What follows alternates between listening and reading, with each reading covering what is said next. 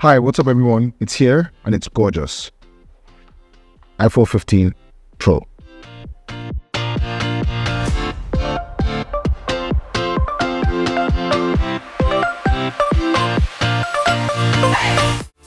Every year, Apple takes tiny steps to push their smartphones to become a truly professional video production tool. This year, they've taken a huge step. Some might even call it a leap. They've added ProRes log, improved cameras, the faster chip, and USBC. I talk about putting your money where your mouth is. Apple shot their entire October event on the iPhone. Drone shots, interviews, every single shot on the iPhone. Until I saw it in the credits, I couldn't really tell. I could argue that this year's update is the most exciting for photographers and filmmakers alike. Let's get into it. First thing we're going to talk about is how this thing looks. We've got the titanium blue colorway. It's got a matte finish. And my first real impression is, it feels really good. Very different from the glossy look of the 13 and 14 Pro. There's been an update to the build of the phone as well. These ones feature a more rounded edge. It's still the same square format, just not completely flat. Looks kind of like the models on your phone apps or UX designs. Screen sizes are exactly the same as 14 Pro at 6.1 inches. The bezels are also a wee bit reduced as well. Speakers are more or less the same with the 14 Pro. We've got USBC now, and we have an action button. The action button, I think, is one of the most surprising features of the design this year. Located where the mute button used to be, you can now customize the button to open a host of features. From the same silent mode, to running your own shortcut, taking no action at all, or using it for Siri so you can do it all. For now, I'm just going to leave it as silent mode. The core of the iPhone 15 Pro is the A17 Probionic chip, first of its name and the first 3nm chip in a phone. This same technology is used in the newly released M3 lineup.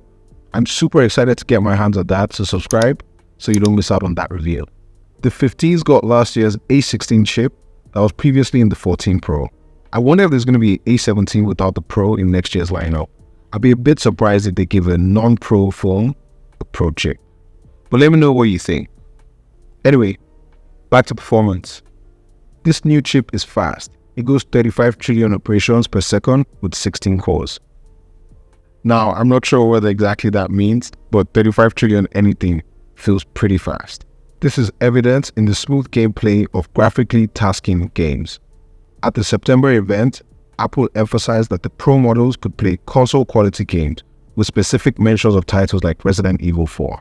In more day-to-day use, you can find this speed with low lag while taking pictures, converting pictures to portrait after it's been shot, even its speed in low-light situations, and data transfer. Speaking of data transfer, we have USB-C. Cameras, PlayStations, laptops, iPads, and even AirPods all have USB-C. So welcome finally to the club, iPhone.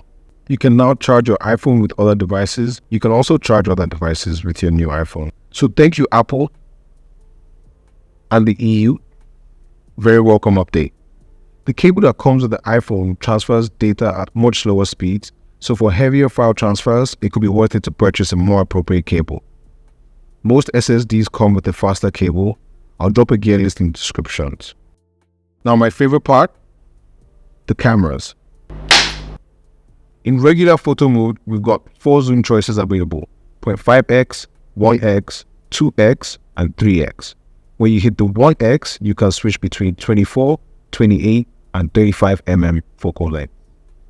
The focal lengths for 0.5x, 2x, and 3x are 13, 48, and 77mm, giving you a cool 30 to 77mm lens range. And that's pretty cool. You see, this whole video, for example, was shot entirely between the 24 and 70mm lens range. And so with the iPhone 15 Pro's lenses, you actually have more range than 24 to 70, and that's pretty popular lens. The Pro Max comes with a 5x zoom lens, which is similar to the 120mm focal length, but it also comes with extra weight and size. For portrait mode, when the software notices a suitable subject, you see the f-stop button appear. So you can tap that and activate portrait mode instead of having to toggle. There have been some improvements with blur rendering, but it's not quite lens level yet. But generally with software, incremental improvements is how it goes. And in the not too distant future, I can imagine that there could be some comparable results. Now, video. The real deal here is Apple Pro Log. You can now shoot 10-bit ProRes in 4K and log, which is super exciting.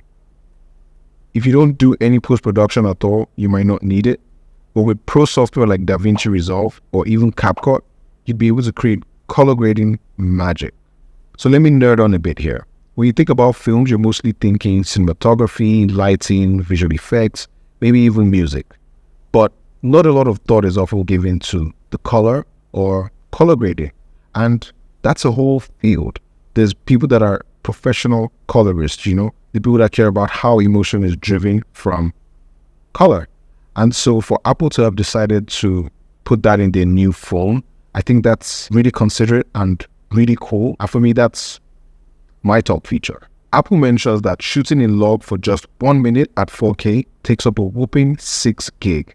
So if you're planning to shoot for extended periods, you need to get an external storage device. On the base model, Apple doesn't even let you shoot 4K log without an external device. My workaround was using the BlackMagic app, which lets you record in log without any hindrance at all. Plus, it's got this Apple ProRes LT codec that trims down the image size a bit so you can shoot for a little longer. But at extended periods, as I mentioned, you're still going to need the external storage. The phone handles low light situations pretty well. It doesn't lag that much trying to get the picture. But even with the new coating Apple mentioned, you can still see those orbs around the light sources. And if you're listening Apple, that could be the one. Just change that coating, improve the sensor. I'm not really sure what needs to be done, but those orbs, it's not quite saucy. Action mode from last year's 14 Pro is still here in the 15 Pro. It gives you super stabilized footage. When using it, you just have to try to keep your subject centered and that level line straight for the best results. I know it looks kind of wild right now, but just hold on for the results.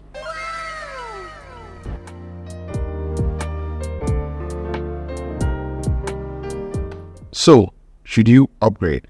If you're someone who uses their phone as a main camera for photos and videos, then this might just be the best one for you. Because with this phone, you get high quality images that you can also color grade. And so, especially if you haven't upgraded in a while, then yeah, just bite the bullet.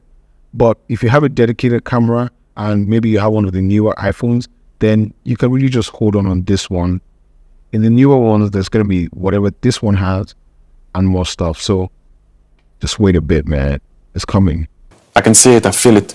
It's cooking. That's it for this video. Like, share, and subscribe. And let me know in the comments what your favorite feature is. I'll see you in the next one.